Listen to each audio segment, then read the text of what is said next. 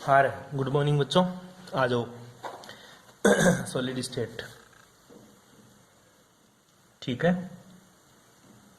कल छोटी छोटी बातें करी थी। एक चीज बताया था, वो आपने पढ़ लिया होगा। जहाँ तक मुझे लगता है आपको आना चाहिए वो चीज। ठीक है। आज जो बातें करेंगे भाई साहब सॉलिड स्टेट में, वो बेटा बात करेंगे अपन संकुलन दक्षता। सभी बच्चे हेडिंग लगाएंगे संकुलन दक्षता।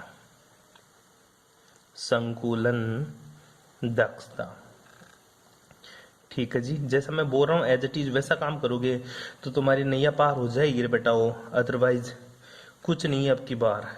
ठीक है। संकुलन दक्षता, ये इसको क्षमता भी बोलते हैं। इंग्लिश में क्या बोलते हैं गुरुजी? मोटा बात ये बता मेरे को। इसको पैकिंग फ्रैक्शन के नाम से जाना करते हैं। किसके नाम से? पैकिंग फ्रैक्शन के नाम से। कुछ बुक में इसको पैकिंग एफिशिएंसी के नाम से भी जानते हैं। किसके नाम से?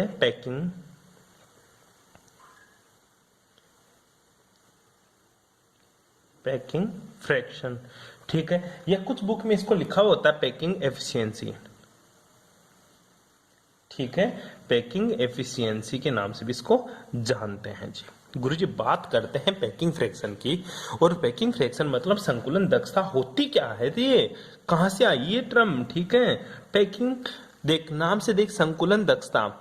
इससे तो तेरे को कुछ आइडिया नहीं लग रहा। फिर आइडिया किससे लग रहा है? गुरुजी मेरे को आइडिया लग रहा है पैकिंग फ्रैक्शन से।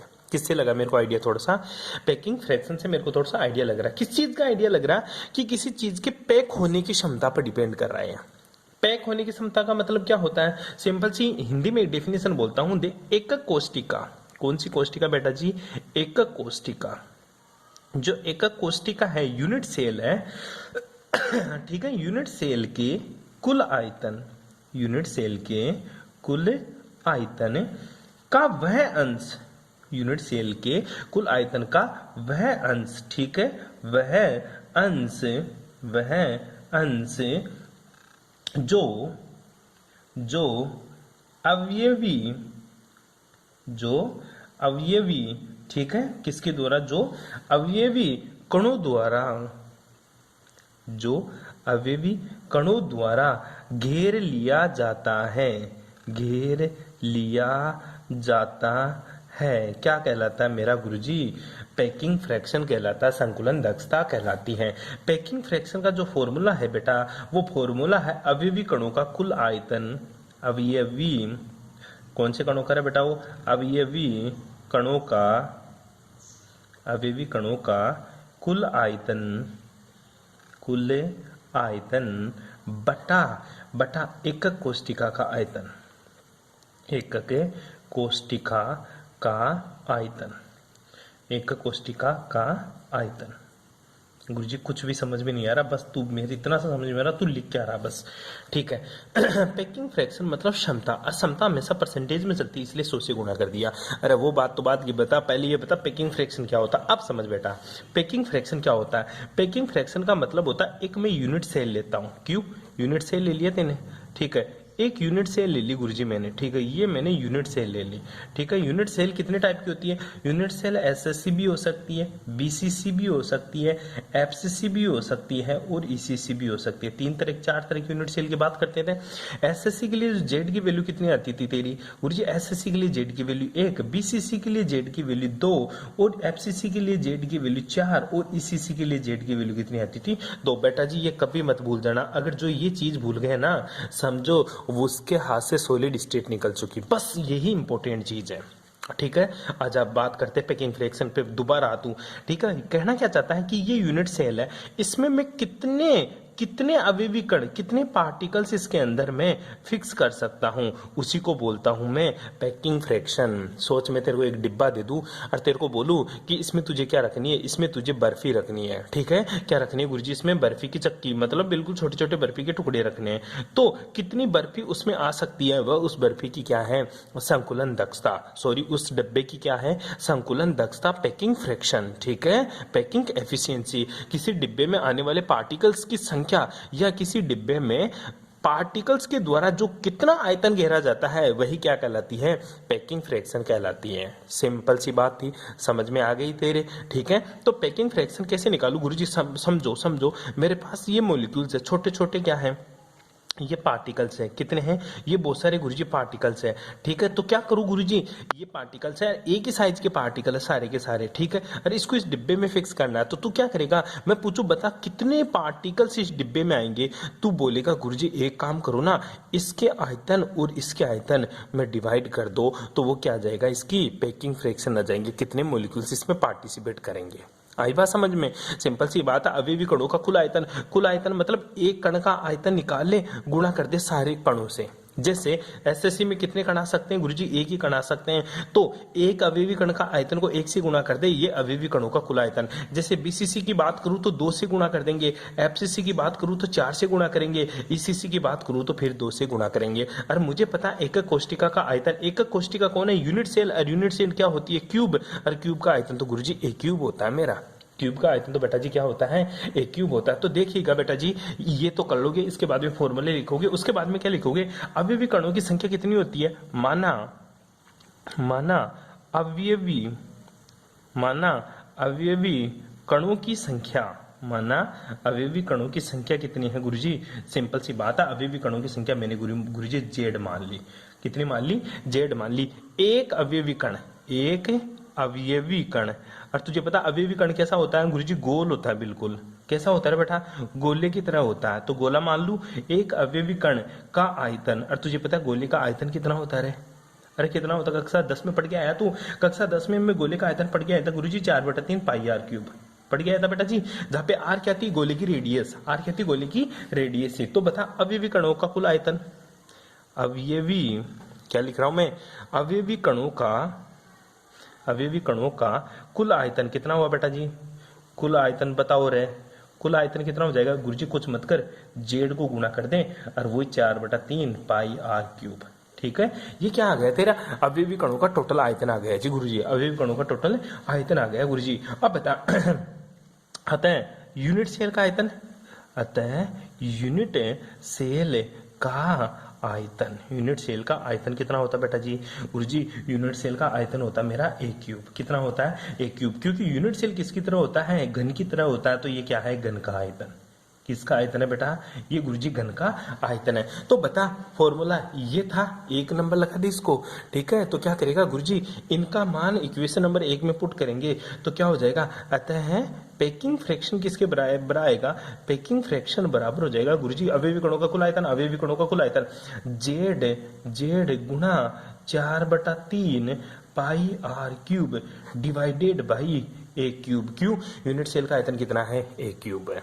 क्या है रे बेटा, यूनिट सेल का आयतन कितना है गुरुजी, ए क्यूब है। बस ये तेरा पैकिंग फ्रैक्शन आ गया, क्या आ गया, पैकिंग फ्रैक्शन। पूछ लेता क्वेश्चन में छोटा सा 1 नंबर का न्यूमेरिकल पूछेगा कि संकुलन दक्षता बता किसके लिए, एसएससी के लिए। अब तू बता एसएससी के लिए जेड का मान कितना हो जाएगा गुरुजी 1, बता बीसीसी के लिए जेड का मान कितना हो जाएगा गुरुजी 2, बता एफसीसी के लिए जेड का मान कितना हो जाएगा गुरुजी 4, ठीक है, बता ईसीसी के लिए जेड का मान कितना हो जाएगा गुरुजी 2, कितना रहे 2। बस ये बातें, ये वैल्यू यहाँ पुट करेंगे, वैल्यू निकालेंगे आर का, 1 का, और उन दोनों में वैल्यू पुट करेंगे, पैकिंग फ्रैक्शन निकाल देंगे। अब बेटा क्वेश्चन डायरेक्ट नहीं देता, क्या नहीं देता, क्वेश्चन डायरेक्ट नहीं देता, वो या तो एक की वैल्यू देगा या आर की वैल्यू देगा। ठीक है, दोनों में से एक की वैल्यू देगा, तो गुरुजी दूसरी वैल्यू कैसे निकालूंगा, दूसरी वैल्यू अपन इन दोनों में रिलेशन लेके आएंगे। क्या लेके आएंगे बेटा जी, इन दोनों में गुरुजी रिलेशन लेके आऊंगा, और उसी के आधार के ऊपर मैं इन दोनों का मान निकालूंगा। ठीक है, कैसे निकालते हैं, उससे पहले आपको देखना होगा गुरुजी कोऑर्डिनेशन नंबर क्या होता है, समन्वय संख्या क्या होती है। हालांकि मैं आपको इनऑर्गेनिक में बहुत अच्छे से बताऊंगा समन्वय संख्या क्या होती है, बस आपको यहाँ पे थोड़ा सा नॉलेज रखना है, समन्वय संख्या क्या होती है, कोऑर्डिनेशन नंबर क्या होता है। आओ चर्चा करते हैं। हेडिंग लगा दे बेटा, क्या हेडिंग लगाएगा तू, लगा दे, कुछ तो लगा तू, समन्वय संख्या, क्या लगाएगा, समन्वय संख्या, क्या लगाया तूने, समन्वय संख्या। इंग्लिश में क्या बोलते हैं गुरुजी, कोऑर्डिनेशन नंबर, कोऑर्डिनेशन नंबर अपन पढ़ेंगे बेटा एक कोऑर्डिनेशन केमिस्ट्री। ठीक है, तो इसको कोऑर्डिनेशन नंबर बोलते हैं। ठीक है बेटा जी, ध्यान दियो इस चीज के बारे में। अब गुरुजी ये कोऑर्डिनेशन नंबर क्या होता है बेटा, संकुलन दक्षता तो तूने पढ़ ली, संकुलन दक्षता का मतलब तो गुरुजी मेरे समझ में भी आ गया। कैसे समझ में आया, समझ में ये आया गुरुजी की कितने पार्टिकल्स उस बॉक्स में आएंगे वो उसकी समन्वय संख्या कहलाती है, सॉरी कोऑर्डिनेशन, वो संकुलन दक्षता कहलाती है। पढ़ लिया था वो तो वो चीज तो बैठ गई थी गुरुजी मेरे। बात आती है गुरुजी कोऑर्डिनेशन नंबर क्या होता है। क्या रहे गुरुजी कोऑर्डिनेशन नंबर क्या होता है, आओ चर्चा करते हैं कोऑर्डिनेशन नंबर की भी। अब कोऑर्डिनेशन नंबर क्या होता है वो देंगे, हिंदी में एक डेफिनेशन लिखते हैं बेटा जी। क्या होता है, क्रिस्टल जालक में, कौन से जालक में, क्रिस्टल जालक, ठीक है, कि लेटिस बोलते हैं इसको, क्रिस्टल जालक में, ठीक है, क्रिस्टल लेटिस में किसी, क्रिस्टल जालक में किसी कण को, किसी कण को स्पर्श, किसी कण को स्पर्श करने वाले, स्पर्श करने वाले कणों की संख्या, कणों की संख्या क्या कहलाती है, समन्वय संख्या कहलाती है।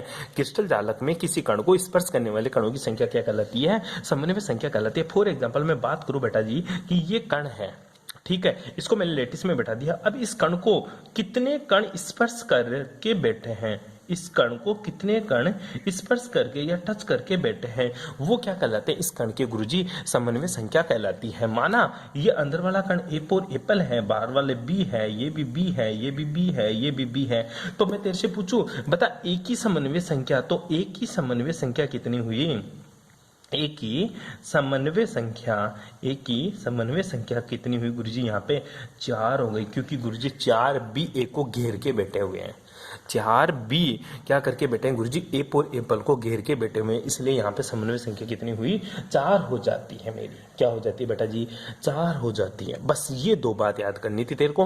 पहली चीज पैकिंग फ्रैक्शन, संकुलन दक्षता का फॉर्मूला क्या आता है, ठीक है, वो याद कर ले। Packing fraction equals to Z into 4/3 pi R cube upon A cube गुणा 100, गुणा 100, वहां पे गुणा 100 लिखना मत भूलना, मैंने नहीं लिखा, तू जरूर 100 लिखेगा वहां पे, ठीक है, तो गुणा 100, वो तो क्या था मेरा पैकिंग फ्रैक्शन था। अब ये क्या है, कोऑर्डिनेशन नंबर। कोऑर्डिनेशन नंबर का मतलब होगा गुरुजी क्रिस्टल जालक में किसी कण को स्पर्श करने वाले कणों की संख्या, एक पार्टिकल्स को कितने पार्टिकल्स टच कर रहे हैं, वो टच करने वाले पार्टिकल्स की संख्या क्या कहलाती है गुरुजी, समन्वय संख्या कहलाती है। क्या कहलाती है बेटा जी, समन्वय संख्या कहलाती है। यहां तक तो किसी को कोई प्रॉब्लम नहीं होनी चाहिए, आगे देखिएगा बिल्कुल। अब बात करते हैं गुरुजी पैकिंग फ्रैक्शन। तू बोला पैकिंग फ्रैक्शन का जो फॉर्मूला निकाला तूने वो निकाला जेड गुणा 4/3 pi R cube divided by A cube गुना 100, ठीक है, ये पैकिंग फ्रैक्शन का फॉर्मूला था। किसका था, पैकिंग फ्रैक्शन का फॉर्मूला। यहां पे जो आर होता है ना वो तो क्या थी, रेडियस,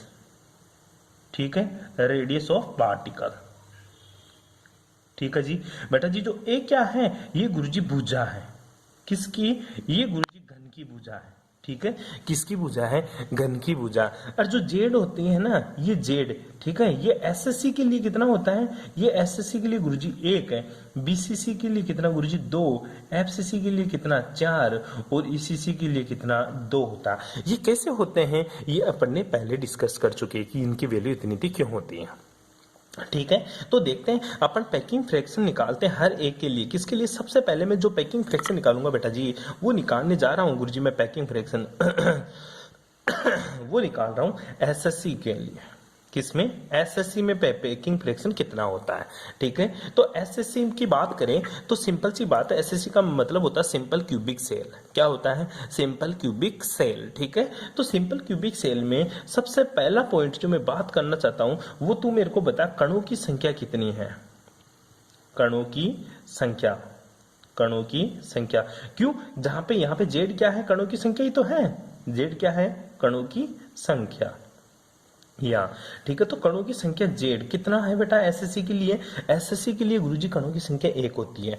दूसरा जो बिंदु बात कर रहा हूं मैं वो बात करता हूं बेटा समन्वय संख्या।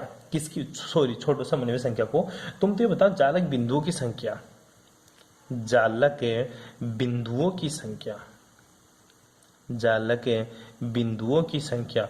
एसएससी में जालक बिंदुओं की संख्या कितनी होती है, तू लिख ले एक बार मेरे कहने से 8। कितनी लिख दी बेटा जी, 8। सी की बात करूं, ठीक है, समन्वय संख्या, क्या रहे, समन्वय संख्या। और समन्वय संख्या को क्या बोलता है अपने, कोऑर्डिनेशन नंबर। कितना होता है बेटा इसके लिए गुरुजी 6, कितना रे 6। अब गुरुजी मेरे तो समझ में नहीं है, ये बात तो तूने पढ़ा दिया मेरे को, ये दोनों बात मेरी समझ में नहीं है। आओ बताओ इसका छोटा सा चर्चा करते हैं, ठीक है। हालांकि ये तुम्हारे सिलेबस में नहीं है ये कैसे आता है, लेकिन तेरे को ये जरूर पता होना चाहिए कितना होता है, ठीक है। ये भी कई काम में नहीं आता कि कितनी होती है, बस तेरे को तो कणों की संख्या पता होनी चाहिए कितनी होती है। फिर भी तेरी नॉलेज के लिए तेरे को बता देता हूँ, जालक बिंदुओं की संख्या मतलब लेटेस्ट पॉइंट्स बताया था, लेटेस्ट पॉइंट्स और कोऑर्डिनेशन नंबर, ये एसएससी के लिए 8 क्यों हुआ और समन्वय संख्या 8 6 कैसे हुई। बड़ा इंटरेस्टिंग टॉपिक है जी। सबसे पहले अपन सिंपल क्यूबिक सेल बनाते हैं, ठीक है। सिंपल क्यूबिक सेल का मतलब ये होता है गुरुजी, जो पॉइंट्स होते हैं ना, जो लेटेस्ट पॉइंट होते हैं वो सारे के सारे कहाँ होते हैं गुरुजी, वो सारे के सारे कॉर्नर्स पे होते हैं। कहाँ होते हैं बेटा जी, सारे के सारे कॉर्नर्स पे होते हैं। आओ ये एक यूनिट सेल है, क्या है, एक unit cell, simple cubic cell, ठीक है। तो ये यूनिट सेल में है, ठीक है। इसमें जो पहला पॉइंट रहेगा वो कहाँ रहेगा गुरुजी, जो पहला बिंदु रहेगा वो यहाँ पे बैठा रहेगा, ये पहला बिंदु। मैं 2 ही लेके चल रहा हूं। दूसरा बेटा जी कहाँ रहेगा गुरुजी, जो दूसरा रहेगा ना वो यहाँ पे रहेगा, ठीक है। यहां तक किसी को कोई प्रॉब्लम, ऊपर वाले फेज की बात कर रहा हूं, जस्ट सामने वाले फेज की, ठीक है। जो दूसरा इसका रहेगा नीचे वाले, वो कहाँ रहेगा, वो गुरुजी यहाँ पे रहेगा, ठीक है बेटा जी। मैं बिल्कुल सामने वाले फेज की बात कर रहा हूं ओनली, ध्यान से देखिएगा। और इसका जो बिंदु रहेगा नीचे वाला वो कहाँ रहेगा, वो गुरुजी यहाँ रहेगा। कहना क्या चाहता तू, देख बड़ा इंटरेस्टिंग है। मैं केवल इसकी बात कर रहा हूं, ये सामने सामने वाले के, ठीक है। एक डिब्बा है तेरे जस्ट सामने, इमेजिंग कर, इमेजिंग क्या करेगा तू, ले या एक डिब्बा ले आ, ठीक है, वो घन क्यूब का ले आ, ठीक है। उसमें देख ले, बिल्कुल उसको सामने रख दे, सामने रख दिया तो सामने वाला फलक तेरे सामने है। अब उस पर तूने क्या किया, ऐसे गोलाई से काट दिया उसको, ठीक है, ऐसे, ठीक है। मतलब ये यहाँ टच हो रहे दोनों, ये यहाँ टच हो रहे, ये यहाँ टच हो रहे, ये यहाँ टच हो रहे, कोई दिक्कत यहाँ तक, ठीक है बेटा जी। अब देखो इसको मैं आगे बढ़ाऊं, बढ़ा दिया, ठीक है, कोई दिक्कत है। इसको भी तो मैं क्या कर सकता हूँ गुरुजी, आगे बढ़ा सकता हूँ।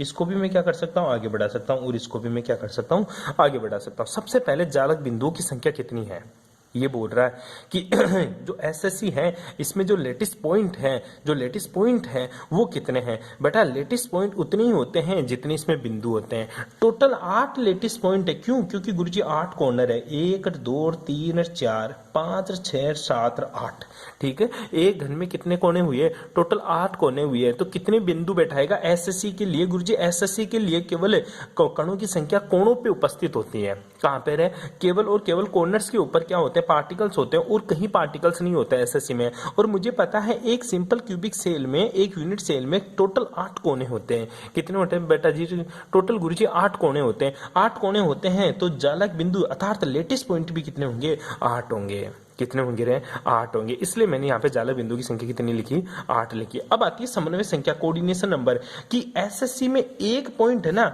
एक पॉइंट, ये एक पॉइंट कितने अणुओं से टच है, ये पॉइंट कितने अणु से टच है गुरुजी। एक तो इस मॉलिक्यूल से टच हो रहा है, एक इससे टच हो रहा है, 2 से टच हो रहा है। तू तो 6 लिख दिया, तू तो 6 लिख दिया बेटा जी। सोचो आगे भी तो लेटेस्ट होगा, उसका भी तो कोई ना कोई इसको टच कर रहा होगा। हाँ गुरुजी ये तो मैंने सोचा ही नहीं।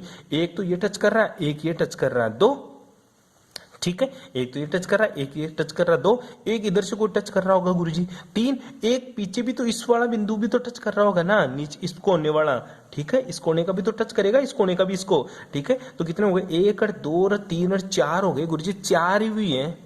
कितने हुए हैं, 4 ही हुए हैं, 6 कहां से हो गए बेटा जी। देख एक आगे भी टच करेगा, एक इसको पीछे भी टच करेगा। कैसे, सोच, ये बिंदु है, ये है, ठीक है, ये है एक्स और ये है क्या, वाई। एक बिंदु यहां है बिल्कुल बीचों बीच में, ठीक है।